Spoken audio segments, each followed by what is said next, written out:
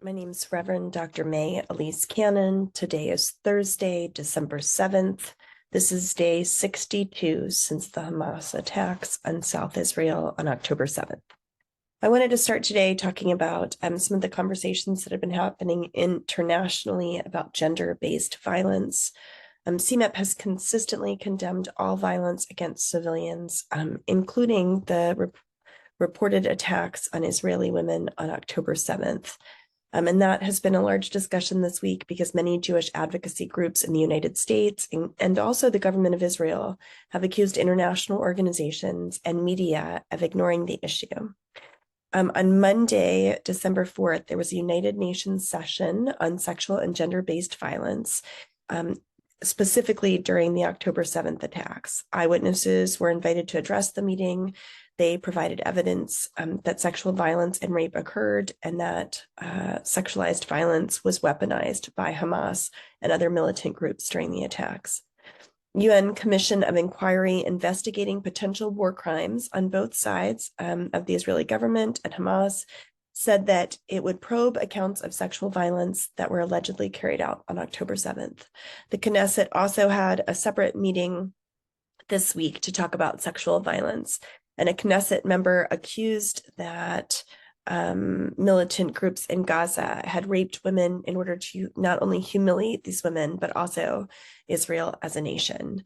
Hamas has repeatedly denied and vehemently denied these allegations that its fighters have used sexual violence during the attacks, although many are saying that there is evidence. Sexual violence as a weapon of war is appalling and it absolutely must be condemned. I wanted to let you know that the Israeli War Cabinet, I think we talked about this in the last couple of days. They also had a meeting this week where they met with families of hostages that remain in Gaza. It reportedly did not go well. It was quite chaotic. Family members felt like they were not treated with respect. It's believed 138 hostages still remain in Gaza and that approximately 20 of the remaining hostages are women. The United Nations, European Union foreign policy chief urged support for a Gaza ceasefire at the UN Security Council. And so this week, we talked about this before, that it was, I think, only the fourth time or so in history in the 75 years of the UN that Title 99 was invoked by the Secretary General Guterres, who referred the situation on Gaza to the Security Council in order to avert a humanitarian catastrophe. The death toll in Gaza, we continue to not have access to information because the power plant continues to be out and gas and electricity is, there's no electricity other than that which is solar powered or produced by a generator. And there's very little gas. And so the death toll is reported to be somewhere between 16,000 and some reports are saying as many as 20,000 with of civilians in Gaza who have been killed, with the number of children killed at being more than 6,000.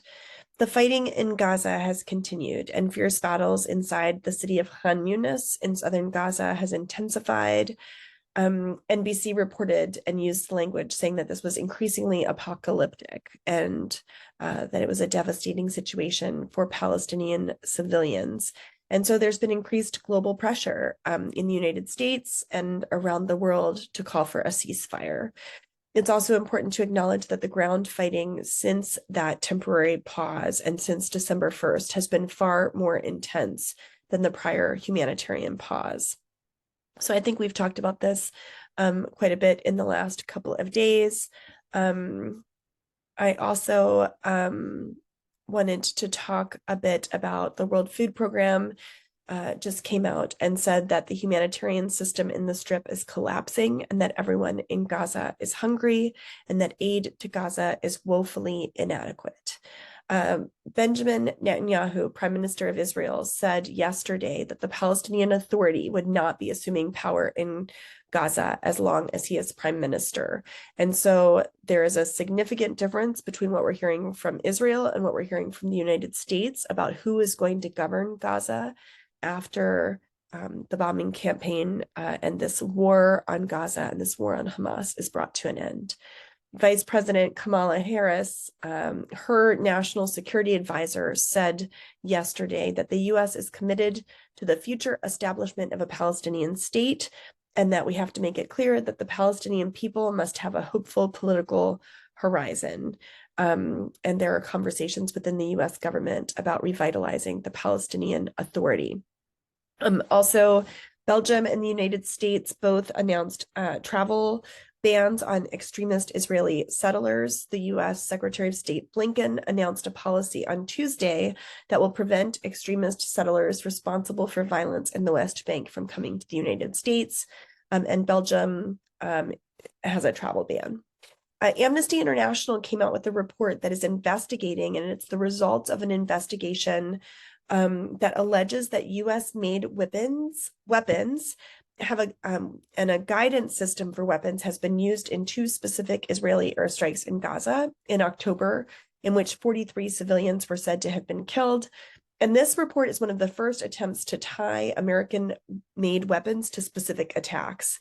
And so I wanted to be sure to let you know that tomorrow on Friday, Purchase for Middle East Peace will be having a webinar about U.S. complicity.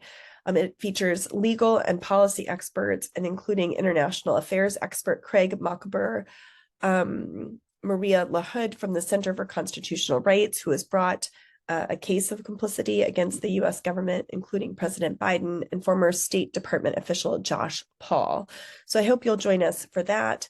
And then finally, I wanted to let you know what's going on in Congress, that the United States Senate Republicans blocked the Israel-Ukraine aid package because of protests about the border security policy. And so they've been trying to find a consensus, but they've not been able to reach a deal. Biden gave a speech yesterday saying that aid to Ukraine would run out by the end of the year, and that history would judge the way that the U.S. has responded. Quote, history is going to judge harshly those who have turned their back on freedom's cause, end quote, speaking specifically about Ukraine.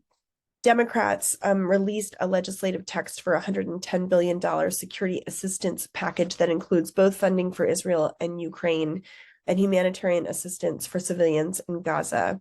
And the bill includes border security provisions, but a bipartisan deal has not been struck about the issue. And then finally, I think we've talked about this before, the House passed a bill previously in November to provide $14.3 billion in aid to Israel, but Democrats took issue with the bill because it would enact funding cuts to the IRS, and it did not include aid to Ukraine. I would invite you on Monday, December 11th. We are having a ceasefire Christmas service at 6 p.m. at the New York Avenue Presbyterian Church in Washington, D.C. You can join us online or in person. And so there's more information about that at our website.